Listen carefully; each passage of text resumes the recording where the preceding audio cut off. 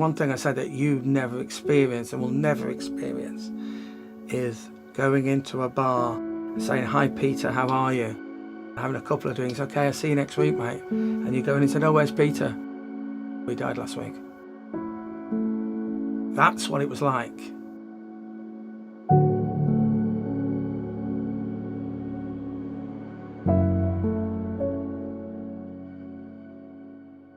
I have lost many people from HIV. It's not any one, it's many, many, many people. You know, in the height, when I was here, I was probably going to a funeral every week, sometimes two. You've got to remember, when I came out as a gay man, it was still medically, it was a mental health disorder. You start masturbating with your homosexual image and you switch over to the female picture. I think we were all isolated as a community. Margaret Thatcher made that quite simple.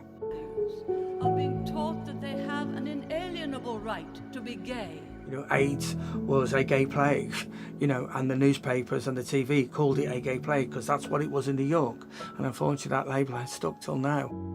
The education from a government telling us, you know, AIDS is a iceberg coming to hit you, or if you don't do anything then you're going to get a headstone with AIDS on your headstone, you know. I mean, stupid things come to mind from those days. When a person died, they didn't know how infectious that person was, so the person was buried in a lead-lined coffin and you couldn't have an open casket. I think for me was having my best friend die and his family being anti-gay and not respecting that he died of AIDS. And so we went to the chapel and said he died of cancer. Well, he didn't die of cancer, he died of AIDS. That was quite sad, really. What Stephen had asked for is, before they put the lid on the coffin, would you paint me nails red? So we painted his nails red. And then we put the lid on it. But that's something we could do.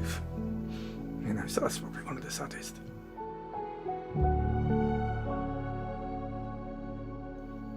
Being gay wasn't as acceptable as it was now. So not only are you dealing with AIDS, you're also dealing with anti-gay stuff going on. And a lot of gay men weren't out to their parents. A lot of gay men had left the north and moved down to London to escape and discover their sexuality and their lifestyles. The next time their parents heard of them is when they were dying of AIDS.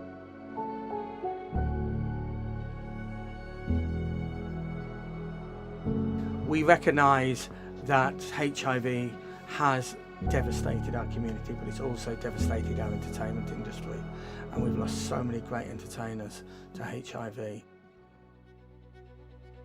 George House Trust has several drag queens that are patrons that actually promote safer sex and getting rid of the stigma of HIV. Our lives have been dominated as entertainers, as drag queens, and you know, we're the first to be there whenever there's a battle for equality or a battle for, you know, HIV or whatever. The drag queens are there at the front. We had some great times because together we come together as a community. That memorial that's in the park, the Beacon of Hope, that was funded by the community. The Tree of Life, or the village charity, that was funded by the community. The Tree of Life says we go on and we go on and we go on. We might die in the winter, but come the spring, we sprout again.